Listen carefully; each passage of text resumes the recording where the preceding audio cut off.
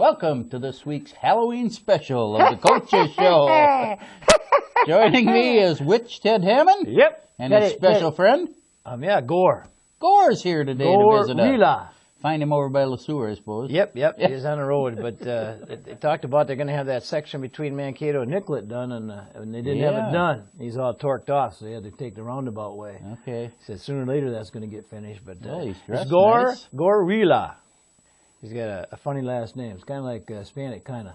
Nice tie on for the show. Yeah. He dressed up. That's he said nice his paper's not going to be here. At least he'll give a better half. Well, I think he's a lot better looking anyway. He really is. Yeah. Yep. Well, Teddy, we're going to work a little backwards this week because football's on the top of the agenda, so we're going to save that till the end. Okay. In our local coverage. And last week, of course, we wrapped up tennis and the soccers. They all got beat early in the section. The Kyle, as we mentioned, finished 11-5 for the year. Good year for the Waseca girls. Boys soccer 10-5-1, and girls soccer 9-8-1. So winning seasons for all three, but they came to an end in a hurry. I'm going to be working on those Karsten sisters to get them out for soccer next year. There you go. We'll add those two to the ingredient there, and that might be a really good thing for them. We'll see what happens. Look at the cross country, and all three of our local running teams had conference meets this week, and Waseca Lakeside hosted the Big South meet. There was 13 teams, I believe. The Waseca boys finished second in the team standings. The Waseca girls finished fifth. Second. Yeah. Yeah, and Marshall won both the boys and girls. Yes, so they did. I did not see much for individual, other than I think Cole Strike won the boys' race. Yes, he did. And I didn't see any other individual results. Oh, I'm just going to relay from Coach Meyer. Okay, good. He said that the meet was very well run. That's a big meet you got to put on. Great weather for this time of year. Excellent weather, and he said that Seth Mickelson and Matt Haug, the pro out at the shop, and Seth is groundskeeper. He said they did a fantastic job on hosting, and just hats off to those guys. I saw all the lines out there when I was playing, so I didn't try and run it though, Teddy. Well, those lines don't bother you anyhow. You was right down the center anyhow. This is no big deal. The Gopher Valley Conference teams held their conference meet Thursday at the Freeborn course. In the boys, I think they had 9 teams. The boys, Loyola won the boys. WM/JWP, the Grizzlies finished 7th, and NRHEG finished 9th in the boys' standings. In the girls' side, Martin County West won the meet.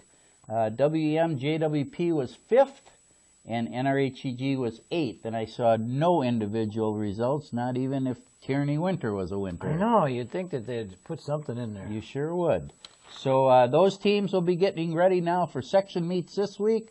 I think WEM and JWP and NRHEG run at Montgomery, I believe their section is.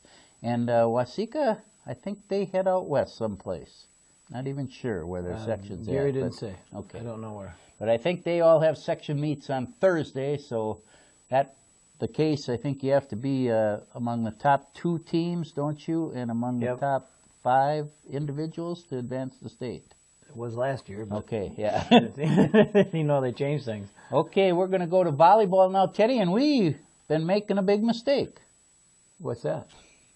WEM is not in the same section with Faribault BA this year. Whoa. They have a legitimate shot to get to the big show. And I saw them play against Waseca. Did you? Yep. Okay, we'll start with WEM. They are 27-3 this year. They defeated Waseca 3-0 and JWP 3-0 to wrap up their regular season. They play in 2A this year, Teddy. North and South halves. They, of course, are the number 1 seed in the South. I hope so. I believe the number 1 seed in the North is Mayor Lutheran, and their record is something like 16-7. Sure.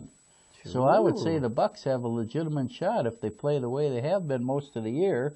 They will open Thursday at home, and they play the winner of JWP Mountain Lake. So they'll have a home match to start. I watched them against Waseca, and they're the real deal.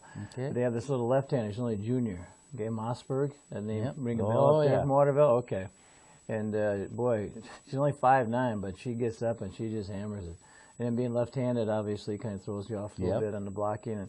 And they were fun to watch. But I did check, And you're asking me, Teddy, answer me this. And then, well, I'm going to answer you, okay? Okay. I checked with head of R about why we have so few games. Oh, good. Okay. Yeah. And he said the reason is because on Saturdays it is reserved for band.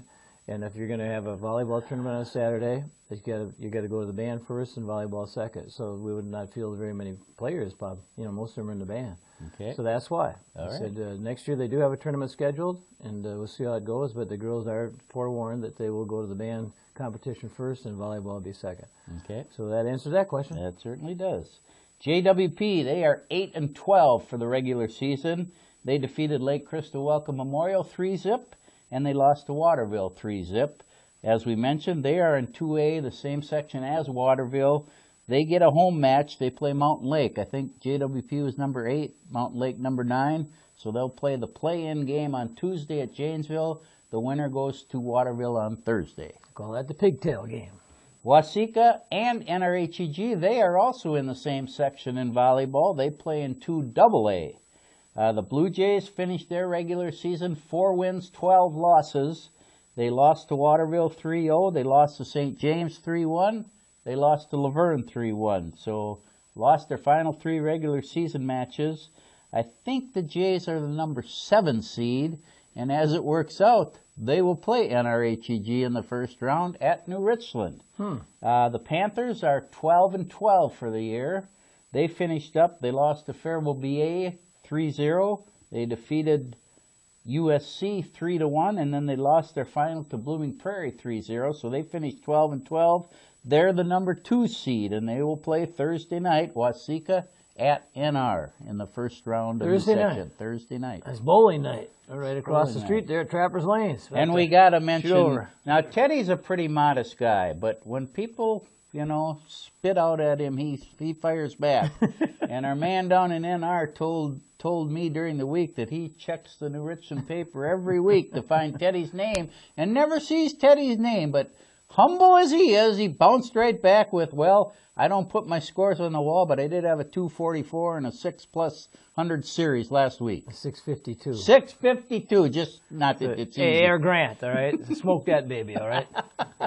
Well, Air and I quickly responded, Teddy, in your defense, that we couldn't get a 244 if we combined 2 games. So evidently the old hip is still working well enough to throw that big hook down the lane. Well, Dan Jensen came back after his quadruple and everything else. He's a poor guy.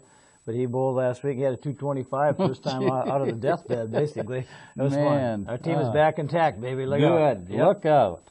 And finally we get to football, Teddy, and it's section tournament time. Unfortunately, all 4 of our area schools are now finished for the year. Good games, all good games. JWP, we mentioned last week, lost in the first round to top-seeded New Ulm Cathedral. The Bulldogs, who were 4-5 a year ago, finished just 1-8 this season. A lot of work to do for Joey Joyce in the off-season, but numbers and injuries, of course, are the key for the smaller the school you are. Well, last year, he took a freshman basketball team that we were just thinking, boy, just a couple wins would be nice, and he took them to over 500 record, and he can coach. He flat out can coach. So I'm not worried about them. They'll be back. Okay. NRHEG, they also finished last week. They turned around a 3-6 season into a 6-3 year, and of course, until last week, they had given undefeated WEM their closest contest of the year. The Panthers 6-3 this year, and that crew will be back at it. I know that's a good coaching staff down there. Yeah, they did a fine job with all part. Yes. Yep. That was tough to overcome, I'm sure. Yes, it was. WEM, the Bucks were shocked last week. Went into the game the top seed an 8-0 and lost to 5th-seeded Blue Earth last week, 17-14. Finished 9-1. That's coming off an 8-3 season. So, been some good things going on as usual at WEM. I tell you what, Blue Earth is for real. Yes, what they did the week before with New Richland, and then New Richland really gave a tussle to Waterville. Yep. I guess they found out that speed. Blue Earth's got some speed. You bet. And the Waseca Blue Jays saw their 3rd straight outstanding season come to an end against Hutchinson team. They played Tuesday in Waseca. Hutchinson beats the Blue Jays 25-22. Waseca finished 7-2 this year. And Athletic Director Joe Hedevar sent out a kind of a fun little text during the week. The last 3 years, the Jays are 25-5. Yep. And all 5 losses have come to teams that are nicknamed the Tigers. Isn't that amazing? Yeah.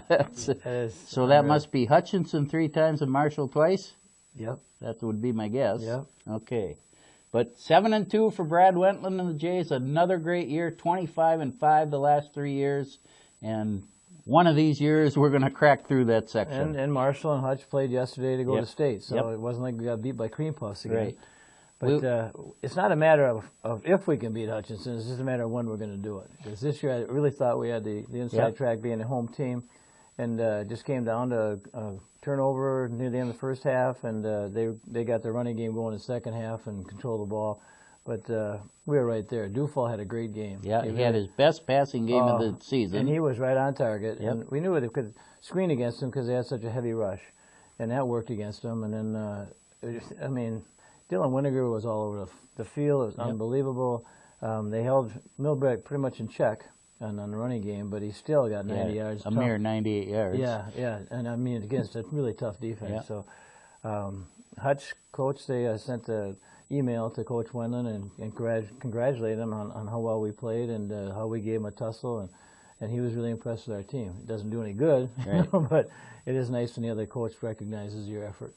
And in all fairness, our muff punt, which cost us 7, you also have to look, Fairmont had a 1st and goal on the 1 and never scored. So Hutchinson, yeah.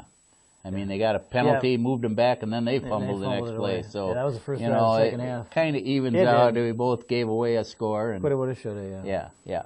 So that'll wrap up the football season. Isn't that unbelievable? Knowing Brad, in a couple of weeks he'll have him going at it again. So he's already got it going. The weight machine room is going strong. The freshmen this week had to go in and they set up they got their measuring stick they go by. Okay, so they have to go with a max lift. So they'll do the bench press, they'll do the cleans, they'll do squats, then they have to do a dot drill. And so he has a base mark for them already. So over the summer. They better get in there, otherwise, people are going to pass you by. Yeah, it's no longer, high school sports are no longer season to season, are they? Not anymore. No. We wanted to look at some of the teams in our area that we follow that have qualified for state, and there's quite a few of them. Marshall, as we mentioned, defeated Hutchinson 31-28 yesterday, so Marshall will be headed to state. Blue Earth was the 5th seed in their section. They're going to state because after beating Waterville, they knock off 2 seed Maple River yesterday to earn a trip to state. And Storky, I guess you're right. He said they are fast. Mm-hmm. So that speed's evidently helping them. The sad thing is when we realigned, that used to be an arch rival, Blue Earth, and now we don't play them anymore. I know it. That'd be fun to do. Mankato West, they'll get a chance to go back and defend their state championship. They earned a trip to state. They skated up. Yep. They're behind at halftime. Yeah, I know it. Jeez. Jackson's going to state. They bumped off Fairmont in the championship game. So boy, they hit hard. Yeah, Jackson is a good football school. They always seem to be good in football. Mm-hmm. Then a couple teams closer by. Tri-City United's going to state. They came from behind and scored a touchdown late to earn a 1-point win. Was that over Triton? Or Elgin, Plainville, Millville? Plainview, I believe, yep. Elgin, Plainview? Plainview, Elgin, Millville. Sure? Yeah. Okay. P-E-M, PEM. PEM. Elgin, Plainville, Millville. Okay, that does sound right. And Belle Plaine, a team that after the second half of our game, we said, that's not a bad team. Nope. Belle Plaine's going to state. They absolutely crushed Glencoe like 34-6. And Narvison. And Glencoe was thinking this might be their year because when Glencoe beats Hutch early in the year, that's unusual, and they beat Hutch this year. I see, though, that Narvison was only something like 8 for 13 in that game. He's still a threat. Well, I know he is, but, we're looking for him to throw it 30 times now. Well, not throw it so much. I was impressed with his running. Well, we never did tackle him. No, it's insane. Why even throw the ball when you can run like that? Faribault BA, they're going to state this year. They dominated number 1 seed New Ulm Cathedral. I'm trying to think who told me that. They said that BA, I said, Loyola got trounced by New Ulm Cathedral. And I said, DWP gave the Cathedral a better game than Loyola did. And then they said, well, BA's got the real deal. Yeah. And they're the one that shut down. Remember, JWP Gannon was the only game I don't think he had 100 yards against them. Yep. So they're for real. And finally, Ted, your favorite team, the Cleveland Clippers, are headed to state with Spotlight of the Week player Carter Copay. Is it Copet? Oh, Copet, okay. Well, it could be Copay, okay. I like that. I like the French pronunciation, I know, Copay. but it's Copet, and the kid's only a sophomore. Yes. And I don't know if you show how many touchdown passes and touchdown rushes he had. It's unbelievable. He's unreal. He's only a sophomore, and he's been starting in basketball since 8th grade. 8th grade. I saw him at NR in 8th grade. Yeah, he's a phenom. Yep. So, he's got, 3 more years in with basketball. Great. Yep. So good luck. State tournament starts this week. Now I believe the 6As get underway Thursday, and everybody else plays Friday or Saturday. But now you can't use the old, you'd always tell me if you're freezing out there at practice, well, it'll be warm in the dome. Yep. You can't say that anymore. And if it's freezing out in practice, it's going to be freezing at the game. TCF field, baby, get ready. Is that turf? Is that heated? I don't know. I would think maybe it is because the Vikes are using it now, and I think that might be an NFL requirement. I hope so. Yeah. Jeez. Well, moving on to our college and pro scene, Teddy. Man. We got to start with MSU Mankato. Big upset. Do you realize this was the first conference game they've lost in over 4 years? Yep. Winona State, 40 in a row, right? 31. MSU Mankato, 27. It had to happen sometime. And Winona State and MSU are turning into a really good rivalry in all the sports. Well, it's basketball. I mean, that's a big one and there. Baseball. And baseball. Yep. Yeah, that's an arch rival there. And I don't know if they had on TV last night, this couple got surprised by having a wedding serenade at halftime by the band. Apparently the bride or the groom, or maybe both of them, were in the band at MSU. So they had like the tubas had a heart around the old opening in there. It was just a joke. But I shouldn't say it like that. They're getting it's a joke. Yeah, it was happily married. But and then they showed the crowd in the background, and there's hardly anybody there. And I'm thinking, was it the wedding? What was it? The ball game? Couldn't have been that boring. And 31-27, great game. They said, what is that? The 27th, first time in 27 home games that the Mavs have lost. Yeah. And they actually had the lead late in the game. Yeah. And they never lose the lead when they have it late in the game. So it was bound to happen, but MSU 7-1 now for the year, and next Saturday they'll travel to Marshall to take on Southwest State. Mm-hmm.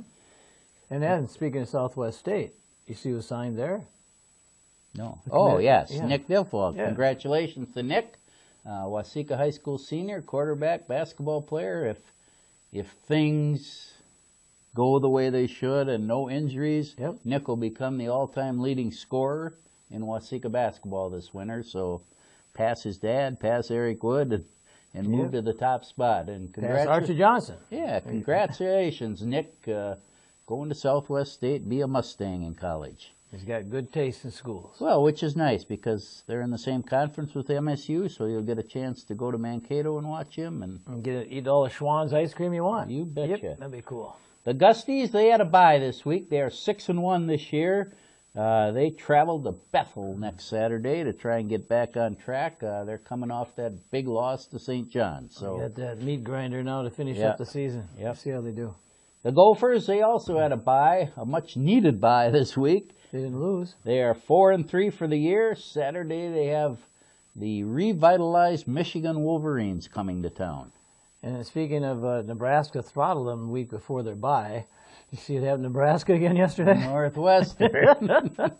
Unbelievable. At home again. I tell you, that Big Ten, it's a good thing the Swami doesn't pick many of those games because that average would really be going down. Well, answer me this, will you? Okay. Okay. What's wrong with the traditional colors in college football? All of a sudden I'm watching Nebraska yesterday. They're in black and just a red on their helmet. And Illinois was like a gray or grayish something. tan or something. I don't know what that was. And then the Packers got their throwback uniforms. And get rid of those damn things. Jeez, they're ugly. It's a circus, Ted. I know. You got to entertain. I guess you got to market these days. You bet. Boy. We got to talk about Teddy's secret love, the Minnesota Wild. 5-1-1 for a year, including a 3-0 shutout win yesterday. Yep. And you got to think that the defense must be playing awful well because Dubnyk only had to make 15 stops yesterday in the whole game. Well, that was the Ducks, and the Ducks beat them. That's I guess it was a tie. It went into overtime with the Ducks. Yep. Is that right? So you look at it, Kemper was in goal then. So Dubnyk is getting his feeling. He's getting his mojo back. But that Vanek, they talked about how disappointing last year was, and now he's got, 4 or 5 goals already. 4 goals already, yep. So they're fun to watch, but when they had that overtime with the Ducks, it's just 3-on-3. Hey, Darby. They had 3-on-3, and it is exciting to watch. That's fun. That is fun. Because I don't think there'll be many overtime or the shootouts anymore. Right. Because that baby at 3-on-3, you got a whole lot of ice to go around. Yeah, that is fun. That was fun. The Wild be at home 5 o'clock today against the Winnipeg Jets.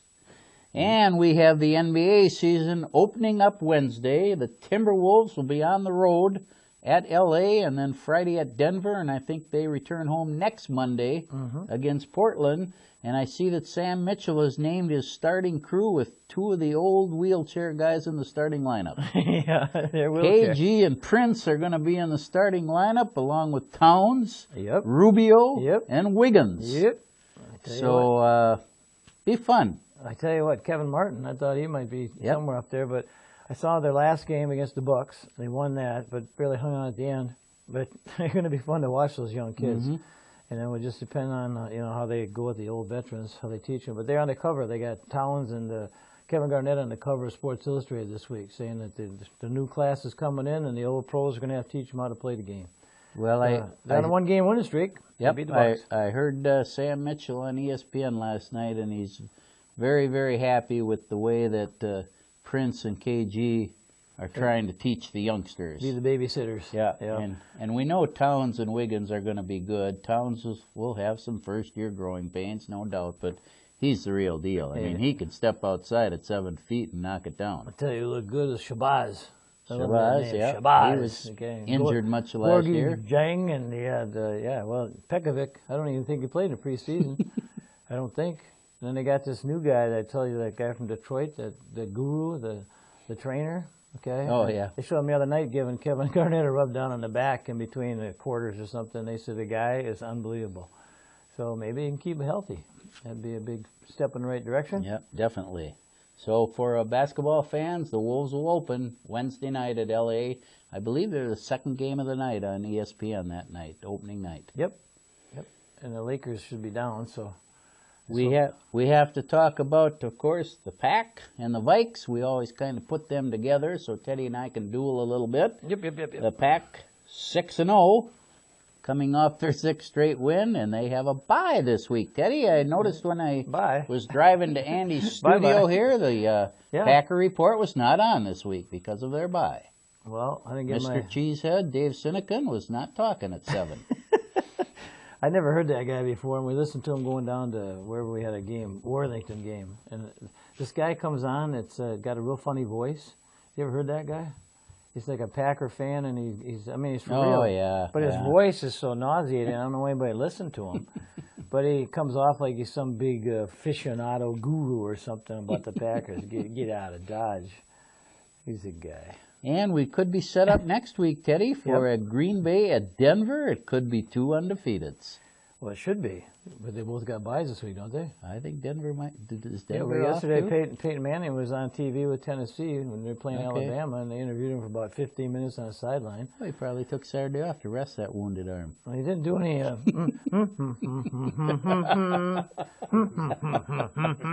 I hate that song. Oh, God, those ads are great. Oh, my God. But he's good. You talk to any kid, and they know the whole song about the... I mean, it's unbelievable. Does my head really look like this? I really love that chicken parm. Jeez Louise. So the Pack will be off this week. The Vikes coming off a 16-10 win over Kansas City last week. He's getting giddy over here. Look at this. Gore saying, hey, bring him on, baby, bring him on. The Vikes, who have their problems on the road, will be at Detroit today. They played already once this year. The Vikes won 26-16. And the big news is Adrian is ill and may not play. Have you seen that before? Michael Jordan has his best game when he's got a fever and the flu. But Detroit won the first game last week. Look out, baby. Yep. They threw the big boy over Beat the middle. the Bears. Yep. That was a good game. And finally, on my agenda, Teddy, the World Series starts Tuesday, and we have the New York Mets and the Kansas City Royals. It'll open in Kansas City. I think the two right teams are there. That's the playoffs. Well, the way they're playing now, yep, they are. But the other night, I was hoping that Toronto would win and then have at least a Game 7, because that's always exciting. But Kansas City has earned the right to be there. The Mets with that pitching, unbelievable. I mean, God, I wish I had hair like that Syndergaard guy. I mean, that looks really sharp.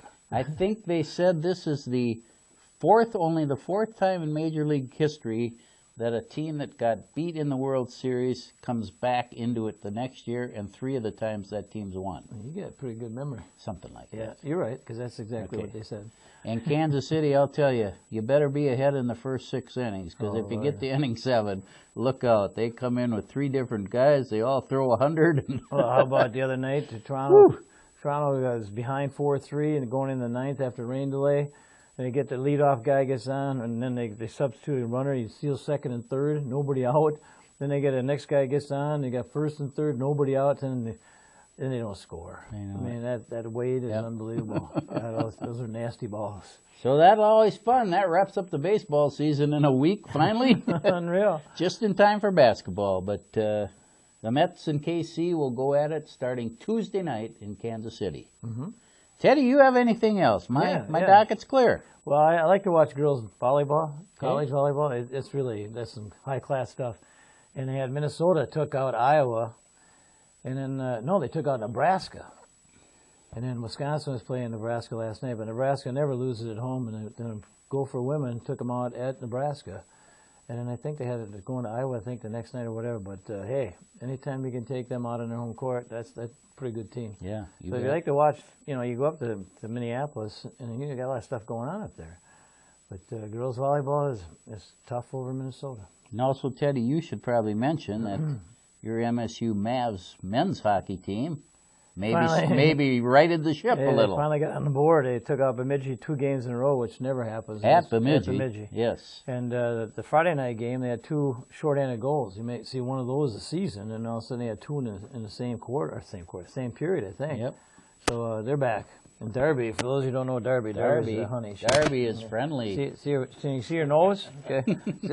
Way to get in the camera, Derby. Andy doing a little dog sitting this weekend. Yep. And how about the Bulldog basketball team? How are we looking?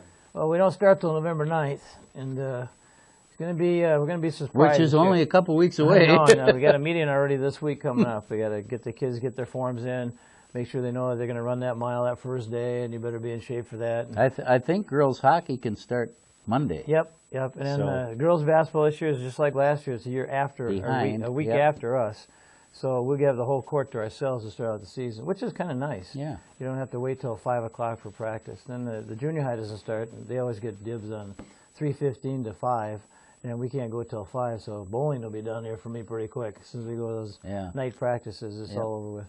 But other than that, you're right.